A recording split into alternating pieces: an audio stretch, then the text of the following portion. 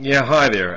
The reason for this video is because I just received an email from someone else who has had information used against them with the Church of Scientology. So this actually is a video that is primarily directed really towards the media and your responsibilities when it comes to people who go ahead and reveal information about the Scientology network.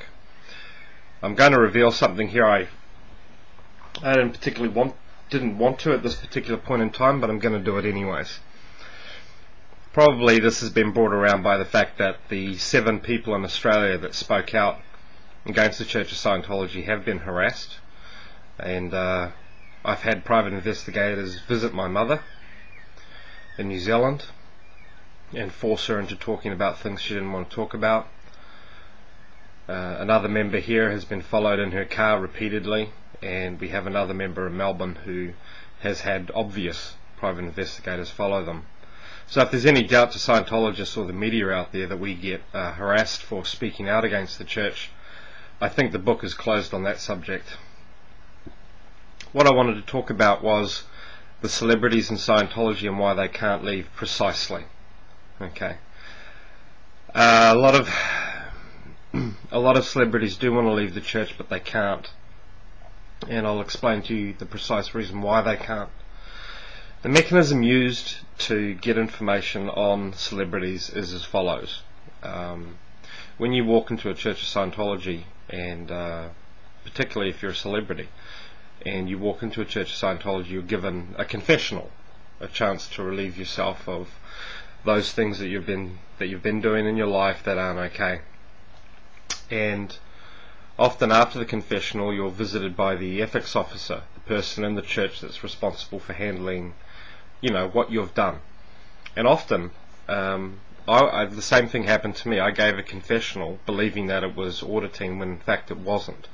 It's done like a session, it's done like an auditing session, but it's actually not covered by confidentiality.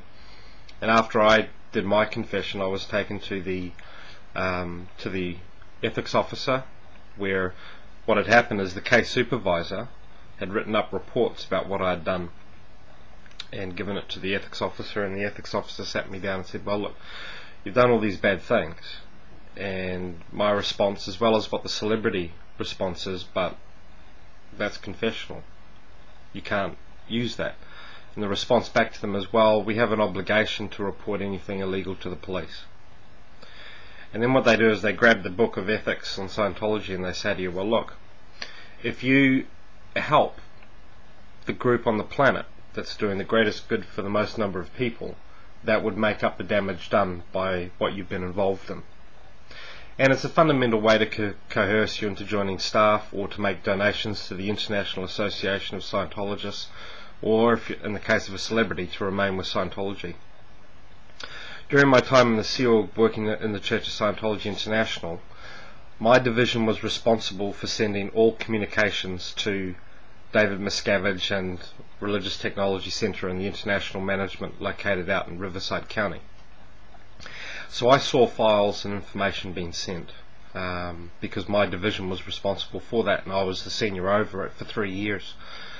And I can tell you that celebrities such as Leah Remini, Jenna Elfman, Lisa Marie Presley and John Travolta all have had files created on them that contain everything that they've done that could be used to blackmail them. The mechanism used by the church is that if anybody leaves, such as a celebrity or a top-ranking member of the church, and then goes public against them, what they will do is they have a methodology whereby what they do is they take the information, they provide it to a private investigator, and they tell them, look, this is what we know about the person. And they give everything that they know about it. And because it's been revealed in sessions in Scientology, they know where it happened, who was involved, and everything. What the private investigator is then asked to do is to go out and find another source of information that will verify the existence of that information. So that what can then happen is if the celebrity leaves, then all of a sudden CNN will get, or Nightline or something will get a piece of information from somebody in the public that confirms a source for, let's say, confirming that a celebrity took lots of cocaine or cheated on his wife, or was involved in like homosexual activities, or was involved in lesbian activities. And that way it doesn't seem like the church has released the information, but in fact they have. The church uses this information in such cases like with Lisa Marie Presley. I well remember after her marriage to Michael Jackson, she was pulled into the Hollywood Guarantee building on Hollywood Boulevard and was escorted upstairs by Heber Gents, where Heber Gents instructed her that it was in her best interest to create the divorce with Michael Jackson because he was unstable, because he represented an actual threat to the church. So these things really do happen.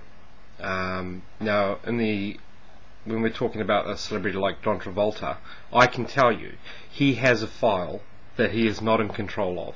The file is not located at Celebrity Centre International.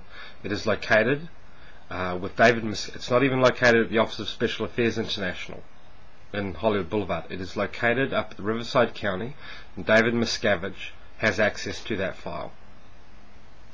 And it is through this that these celebrities are coerced.